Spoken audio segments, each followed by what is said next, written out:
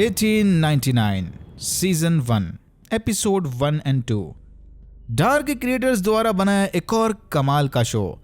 इसकी कहानी समझ लो मैट्रिक, इंसेप्शन और शटर आइलैंड का मिक्सचर है। यानी हर एक एपिसोड आपको एकदम ध्यान से देखना पड़ेगा। इस कहानी की मेन कैरेक्टर है डॉक्टर मोरा फ्रैंकलिन, जिसे ह्यूमन ब्रेन पर रिसर्च करने में काफी इंटरेस्ट था।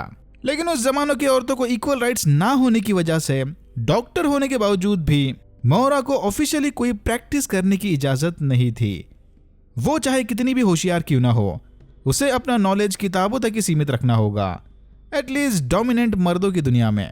ओपनिंग सीन में हमने इस शो से रिलेटेड कुछ इंपॉर्टेंट लोकेशंस देखे। बैकग्राउंड में मोरा इंसानी दिमाग की काबिलियत के बारे में मोनोलॉग दे रही थी। फिर अचानक एक माइंड बेंडिंग कूल ट्रांजिशन के बाद हम इस मेंटल हॉस्पिटल जैसी दिखने वाली जगह पर पहुंचे। मोरा के कपड़े देख के लग रहा था कि वो भी इस हॉस्पिटल की पेशेंट होगी। इस हॉस्पिटल को मोरा के ही पापा चला रहे थे। यहाँ से भागने की नाकाम कोशिश करने के बाद हॉस्पिटल का स्टाफ मोरा को पकड़कर वापस रिसर्च रूम में ले गए, रूम नंबर 1011। मोरा चीख चीख कर उसके पापा से अपने खोए हुए भाई के बारे में पूछ रही थी। मोरा के भाई ने पता लगा लिया था कि उनके पापा प्रोमेथियस पर कोई सीक्रेट एक्सपेरिमेंट्स कर रहे थे। अनफॉर्चुनेटली मोरा के पापा ने इंजेक्शंस लगा लगा कर उसके मेमोरीज करप्ट कर दिए थे, इसीलिए उसे ठीक से याद नहीं कि पापा जी ने मोरा के भाई के साथ क्या किया। फिर पापा के वेकअप बोलते ही मोरा की आंख खुल गई। अपेरेंटली ये सब बस उसका बुरा सपना था, पुरानी यादें। रूम नंबर 1011 में किए एक्सपेरिमेंट्स के निशान अब भी इसके बॉडी पर साफ साफ नजर आ रहे थे। मोरा फिलहाल केरबेरोस नामी शिप में सवार अपने भाई से मिलने न्यूयॉर्क जा रही थी। 4 महीने पहले इसी कंपनी की बनाई प्रोमेथियस नामी शिप अचानक से कहीं गायब हो गई थी। मोरा के भाई ने इसे लेटर लिखकर बताया था कि वो प्रोमेथियस के सीक्रेट को जानता है। न्यूयॉर्क पहुंचते ही वो मोरा को सब कुछ डिटेल में बता देगा। अपने खराब मेमोरीज की वजह से ब्रेकफास्ट को जाने से पहले मोरा ने खुद को अपना बायोडाटा याद दिलाया, जस्ट इन केस वो कहीं भटक ना जाए। भटकने से याद आया, इस शो के ओपनिंग थीम में जो गाना है द वाइट रैबिट, वो एलिस इन द वंडरलैंड की कहानी पर बेस है। मैट्रिक्स मूवी में भी इस थीम को काफी हेवीली यूज किया गया है, उसके बारे में हम अभी नहीं बात करेंगे। फिर धीरे धीरे हमारी मुलाकात कहानी के बाकी कैरेक्टर से हुई। सबका अपना कोई ना कोई डार्क पास था, जिससे भागकर ये सारे अमेरिका जा रहे थे। ओलेग इंजन रूम में काम करने वाला एक आम वर्कर है। क्लेमेंस और लूशियन पैसे वाला कपल, जिनकी हाल ही में शादी हुई थी। दोनों ही अरेंज मैरिज से जरा भी खुश नहीं थे, इसीलिए समुद्र के बीचों बीच होने के बावजूद भी इनका हनीमून काफी ड्राई था। लूशियन को अपनी बीवी से ज्यादा लिंगी नामी इस गेशा में इंटरेस्ट था। गेशा यानी जापानीज ट्रेडिशन डांस को रिप्रेजेंट करने वाली आर्टिस्ट। यूजुअली ये बस अय्याश मर्दों के सामने डांस किया करते थे। लिंगी अपनी माँ के साथ न्यूयॉर्क जा रही थी। फर्स्ट क्लास में ट्रैवल कर रहे पैसेंजर्स में 2 और इंपॉर्टेंट कैरेक्टर्स हैं, एंजल और उसका भाई रेमिरो, फादर रेमिरो। सोलो ट्रैवलर वर्जीनिया और मोरा मेल डोमिनेंट इंग्लैंड के बारे में बात कर रहे थे कि कैसे एक होनहार डॉक्टर होने के बावजूद भी सिर्फ एक औरत होने की वजह से इंग्लैंड में उसे प्रैक्टिस करने की इजाजत नहीं थी। फिर मोरा को छोड़कर बाकी सब ने एकदम प्रोग्राम रोबोट्स की तरह एक ही टाइम पर अपनी ड्रिंक्स उठाकर पी ली। ये सीन जितना क्रीपी था, देखने में उतना ही इंटरेस्टिंग भी था। मैंने तो ये 4-5 बार रिवर्स करके देखा। तभी अचानक एक 3rd क्लास का पैसेंजर यहाँ भागते हुए आया। क्रेस्टर की बहन को जल्द से जल्द एक डॉक्टर की जरूरत थी, लेकिन 3rd क्लास वालों को 1st क्लास पैसेंजर के बीच आने की इजाजत नहीं थी। इसीलिए फ्रांस नामी एक क्रू मेंबर क्रेस्टर को घसीटते हुए डाइनिंग रूम से बाहर ले गया। बाय द वे, ये सारे ही कैरेक्टर्स अलग अलग नेशनलिटी के थे। मोरा इंग्लैंड से, लूशियन और क्लेमेंस फ्रांस से, एंजल और रेमिरो स्पेन से और क्रेस्टर डेनमार्क से। अब शो जर्मन है तो ऑब्वियसली कुछ मेन जर्मन कैरेक्टर्स भी हैं। मोरा फ्रांस के पीछे पीछे क्रेस्टर की मदद करने चली गई। क्रेस्टर की फैमिली बाकी 3rd क्लास पैसेंजर के साथ लोअर डेक में रह रही थी। इसकी बहन टो 7 महीना प्रेग्नेंट है, जिसे अर्जेंट मेडिकल अटेंशन की जरूरत है। क्रेस्टर के सुपर रिलीजियस मम्मी और पापा के मना करने के बावजूद भी मोरा ने बेबी को घुमाकर टो की मदद की। क्रेस्टर की मां आइबन को साइंस में जरा भी विश्वास नहीं था। इसके हिसाब से जो भी होता है वो सब ऊपर वाले की मर्जी है, इसीलिए मदद लाने के बावजूद भी क्रेस्टर को मम्मी से काफी डांट पड़ी। फिर हमने देखा कि जेरोम नामी एक बंदा इंजन रूम में छुपा हुआ था।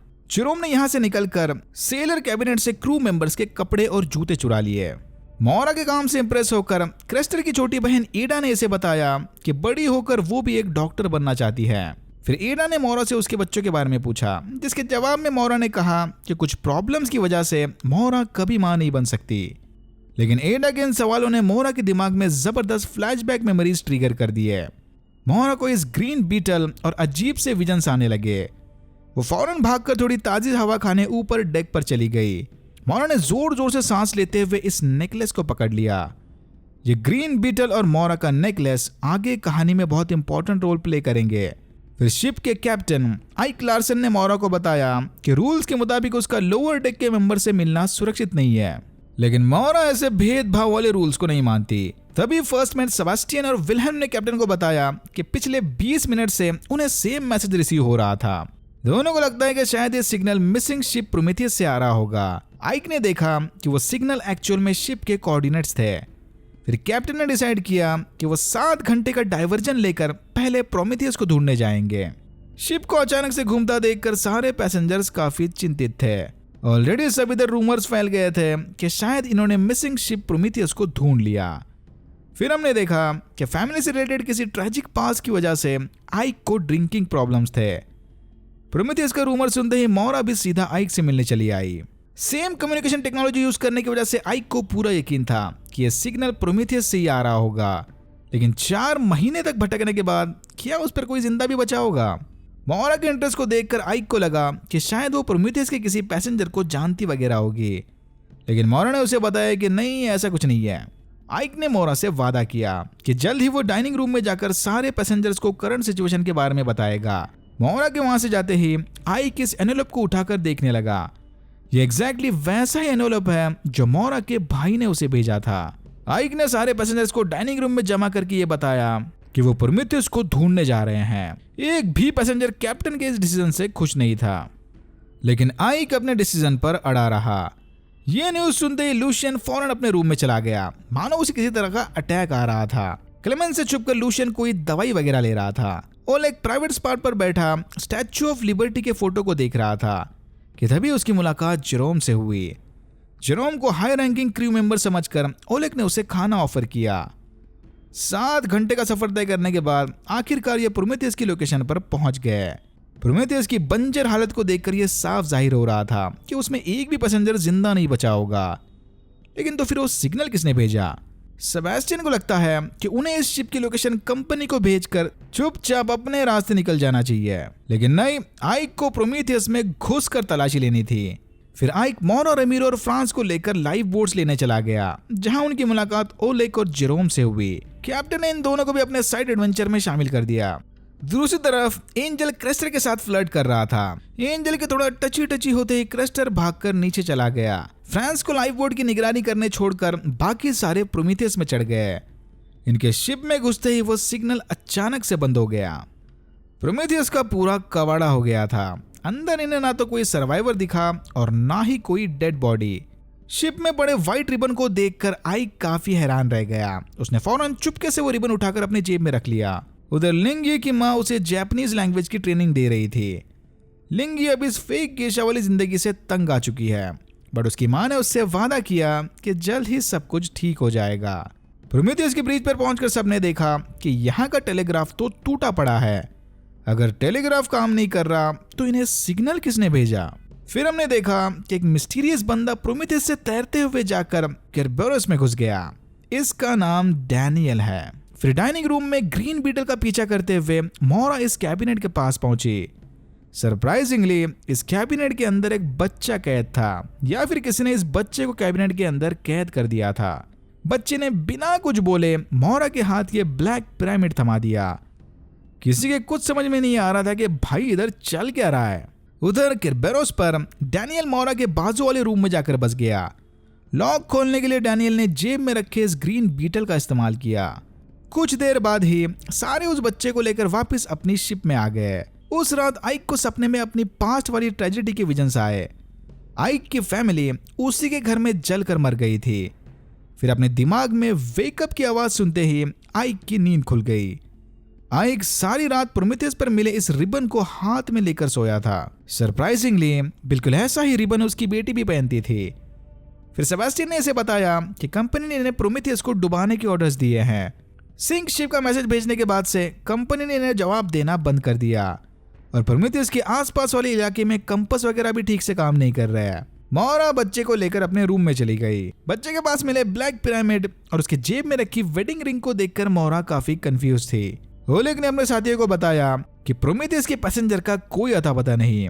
यहाँ के वर्कर्स को लगता है कि शायद उनके गायब होने के पीछे उस बच्चे का हाथ होगा। मे बी वो बच्चा वेयरवुल्फ वगैरह है। बट तभी आइक ने वहां आकर ओलेग को नए काम पर लगा दिया। ओलेग को चेक करना था कि इनके शिप में कितना कोल या ईंधन बचा है। आइक और मोरा को ये सवाल सिखाए जा रहे थे कि आखिर किसने और क्यों उस बच्चे को कैबिनेट के अंदर बंद करके रखा होगा और वो इतने दिनों तक जिंदा कैसे रहा। अगर शिप पर दूसरा कोई भी सर्वाइवर नहीं है तो फिर उन्हें सिग्नल्स कौन भेज रहा था। इन्हीं सवालों के बारे में सोचते वक्त आइक को अचानक उसके बेटी की आवाज सुनाई देने लगी।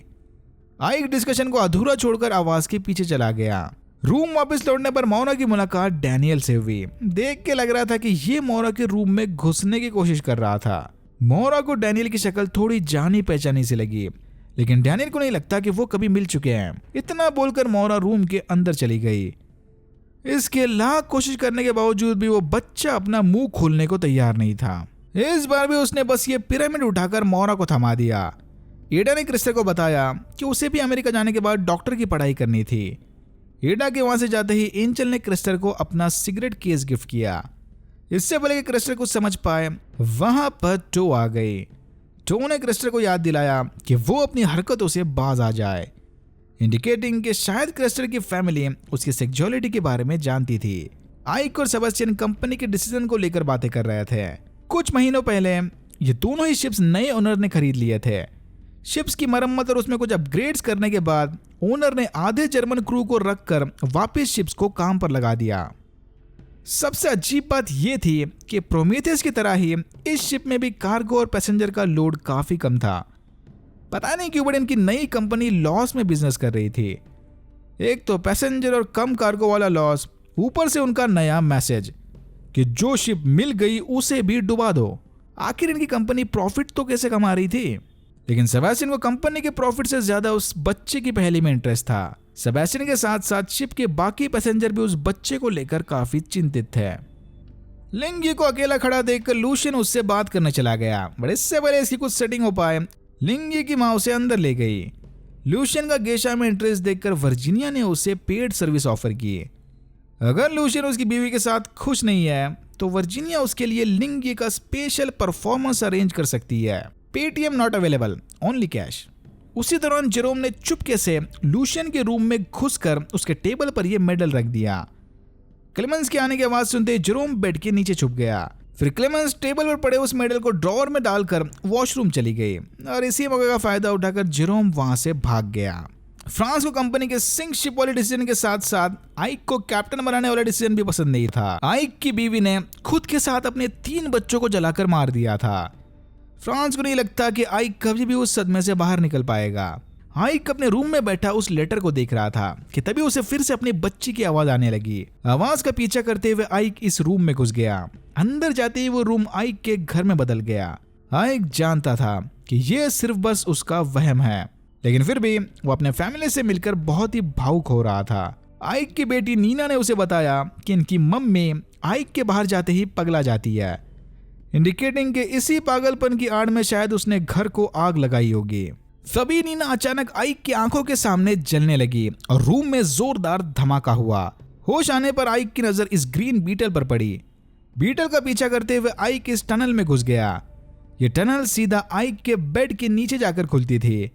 अपने बेड के नीचे सीक्रेट टनल को देखकर आइक काफी कंफ्यूज था। उस टनल के दरवाजे पर यह ट्रायंगल और लाइन वाला सिंबल बना था। पूरी शिप इस सिंबल के डेकोरेशन से लैस थी। यह शिप के कंपनी का लोगो है, लेकिन इस सिंबल का असली मतलब हमें एकदम एंड में समझ आएगा। मोरा ने उस बच्चे को अपने पापा और भाई के बारे में बताया। इनके पापा दोनों बच्चे पर अजीब से एक्सपेरिमेंट्स किया करते थे। एक रात तो उन्होंने मोरा को अकेले जंगल में छोड़ दिया था ताकि वो उसकी हरकतों पर रिसर्च कर सके।